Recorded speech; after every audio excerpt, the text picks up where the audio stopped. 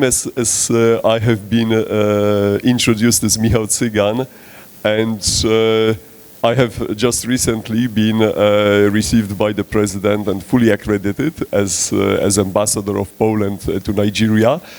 So my meeting with you today is one of the first, if not the first, of such prominence since I have been fully accredited. Which is very purposeful. I believe that contacts between nations and contacts between people should have the media as a primary focus. Let's just think how many people we engage with, even at top level, personally, how many interactions we have as foreign diplomats with Nigerian authorities or with other key actors, and how many people you reach as journalists. What is your importance, your impact, but also the responsibility for presenting ourselves and our agendas to each other. So I am very happy to be here with you and to tell you a little bit about not too much, but just a little about Poland and our role in Nigeria, and why we are even part of organizing such an event focusing on disinformation.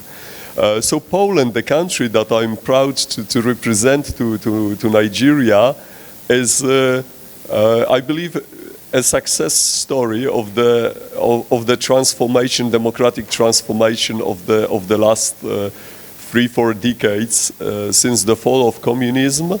That was, after the Second World War, a defining structure for Polish society, not so much based on freedom as state control. The system that we had was based on the construct that the authority, one party, Communist Party, knows best how to govern the society. It believed itself as a progressive force, and the assumption of that system was that people, for their own benefit, should listen, should not take too much initiative, or all the initiatives should be controlled, not just coordinated, but controlled by the state and by the party. And even if it was well-intentioned, I'm not going to go into history of the political thoughts, ideas, and that this system has not been chosen freely by the Polish society, but was imposed as a result of the Second World War. Without going into this, I can say from my own experience, from what I remember from my childhood, that it was a failure. Why? I think you know the response for yourself because you're journalists. Imagine if you functioned in a. It is to all of us, particularly the younger journalists. It's not enough to even be educated to a certain level.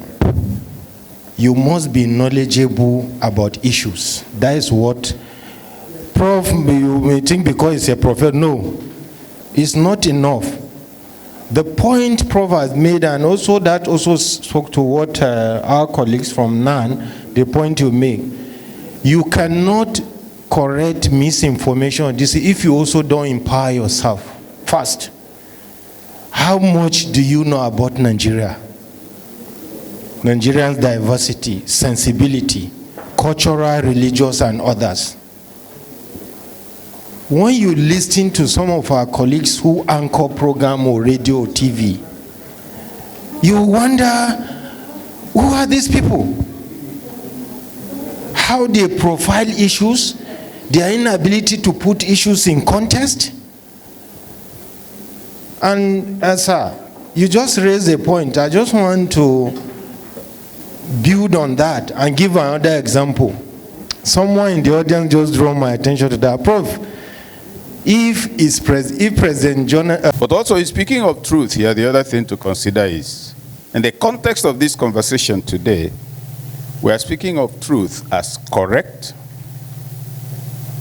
verifiable, and anchored information. So it's not a question of religious truth. When I say sitting there is a DG of the Voice of Nigeria, it's verifiable if you go there and there's nobody sitting. You say, no, that's not true.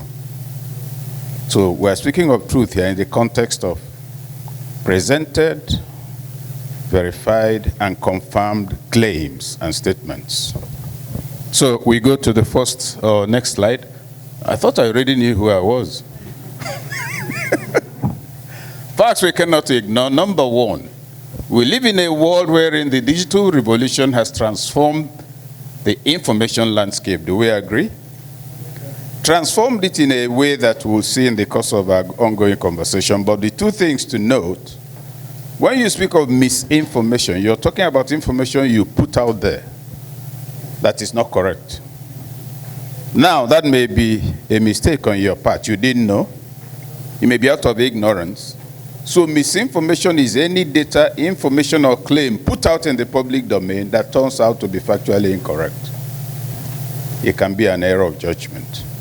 Disinformation is what you deliberately put out, knowing is untrue, designed to have a certain effect that's in your interest, and pushing it to make that happen.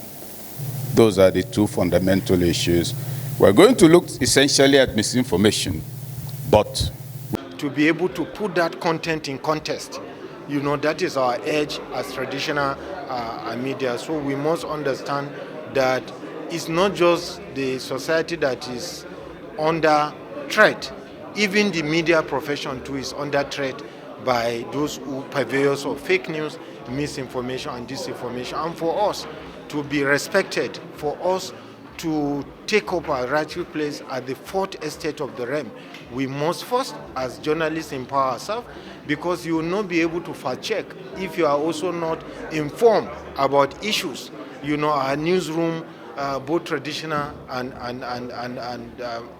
online, credible online platforms, public and private, we must empower our newsroom, we must empower our professionals to be able to fact check with the right technology. We're in the age where technology can be used to, like the example that has been given, certain content that is shared is fake, is created through AI. But as a journalist, you will not be able to discern if you also don't empower yourself, if you don't have the right technology. It's very easy if you have the right technology to be able to know this is fake, this picture is fake, you know.